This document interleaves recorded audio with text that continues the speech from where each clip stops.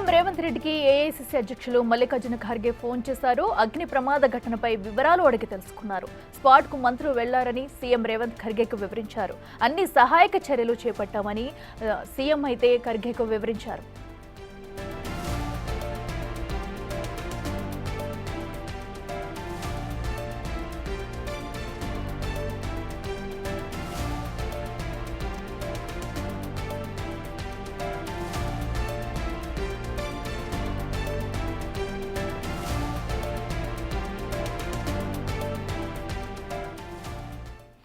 అంశానికి సంబంధించి మరింత సమాచారం మా ప్రతినిధి శివ లైవ్ లో అందిస్తారు. శివ, చెప్పండి. ఏదైతే ఓల్డ్ సిటీలో జరిగిన అగ్ని ప్రమాదంపై ఇప్పటికే ఇక్కడ అధికారులంతా కూడా అలర్ట్ అయ్యారు. అయితే ఏఐసీసీ అధ్యక్షులు మల్లికార్జున ఖర్గే కూడా సీఎం కు ఫోన్ చేసి కూడా ఎప్పటికప్పటికి అప్డేట్స్ తెలుసుకున్నట్టుగా కూడా సమాచారం అందుతుంది. ఈ డీటెయిల్స్ ఏంటి?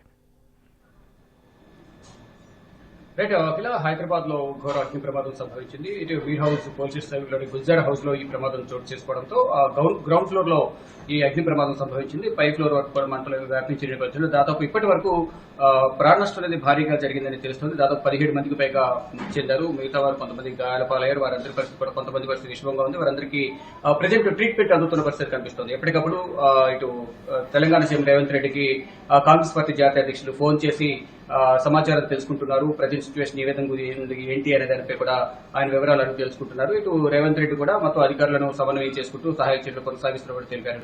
ఇటు మల్లికార్జున ఖర్గే కూడా మృతుల కుటుంబాలకు తన సంతాపాన్ని తెలియజేస్తున్నారని, మరోవైపు ఎవరైతే గాయపడ్డారో వారందరూ త్వరగా కోలుకోవాలంటూ కూడా సీఎం రేవంత్ రెడ్డికి ఫోన్ చేసి ఆయన తెలియజేశారు. మరోవైపు రాహుల్ గాంధీ కూడా ట్విట్టర్ వేదికగా స్పందించారు.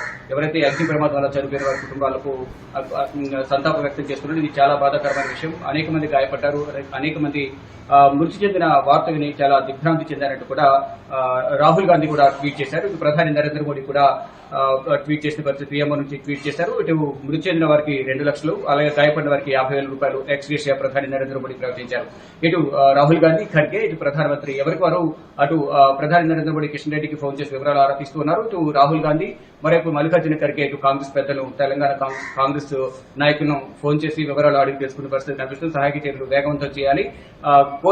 గాయపడిన వారిని మెరుగైన వైద్యం కోసం సమీపంలోని మంచి ఆసుపత్రికి తరలించి మెరుగైన వైద్యం అందించాలని కూడా వారు సూచిస్తున్నారు. ఏదైతే ఈ రోజు జరిగిన ఈ అగ్ని ప్రమాదం అనేది చాలా మంది కుటుంబాల్లో విషాదం నింపిందని ప్రధానంగా చెప్పుకోవాలి. అగ్ని ప్రమాదం జరిగిన వెంటనే ఉదయం 10:30 సమయంలో వారికి సమాచారం అందినట్టు కూడా అగ్నిమాపక సిబ్బంది చెప్తున్నారు. వారందరూ కూడా వెంటనే అక్కడికి వెళ్లి మొత్తం దాదాపు 12 అగ్నిమాపక వాహనాలను, ఫైర్ ఇంజన్లను తీసుకుని వెళ్లి ఫైర్ సేఫ్టీ అధికారులందరూ కూడా అక్కడికి వెళ్లి ఆర్పే ప్రయత్నం చేశారు.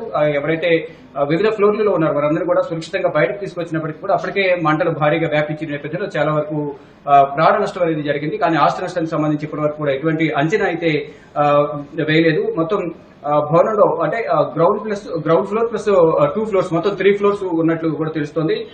అగ్నిమాపక సిబ్బంది రెస్క్యూ కార్యకలాపాలు 2 ఏకకాలంలో నిర్వహించిన నేపథ్యంలో మొదటి అంతస్తులో చిక్కుకున్న దాదాపు 17 మందిని అగ్నిమాపక సిబ్బంది అక్కడి నుంచి బయటికి సురక్షితంగా తీసుకుని వచ్చారు.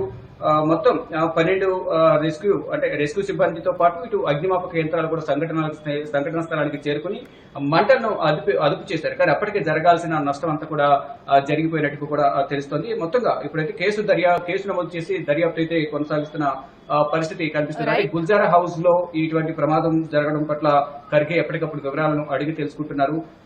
మొత్తం నెక్స్ట్ ఫర్దర్ గా ఇటువంటి ప్రమాదాలు జరగకుండా తగిన చర్యలు తీసుకోవాలంటూ కూడా ప్రధాని నరేంద్ర మోడీ పిఎంఓ నుంచి ట్వీట్ చేశారు. మొత్తంగా చూసుకుంటే ఏదైతే హైదరాబాద్ లోని గుల్జారా హౌస్ లో జరిగిన ఈ ప్రమాదం పట్ల ఇటు ప్రధాని గాని, మల్లికార్జున ఖర్గే, రాహుల్ గాంధీ ప్రముఖులందరూ కూడా దిగ్భ్రాంతి వ్యక్తం చేస్తూ మృతుల కుటుంబాలకు సంతాపం ప్రకటించారు. ఇప్పటికే ఇటు రాష్ట్ర స్థాయి అధికారులందరూ కూడా సహాయక చర్యలు నిమగ్నమై ఉన్నారు. ఇటు డిప్యూటీ సీఎం భట్టి విక్రమార్క కూడా ఆసుపత్రికి వెళ్లి క్షతగాత్రులను పరామర్శిస్తున్న పరిస్థితి కనిపిస్తోంది.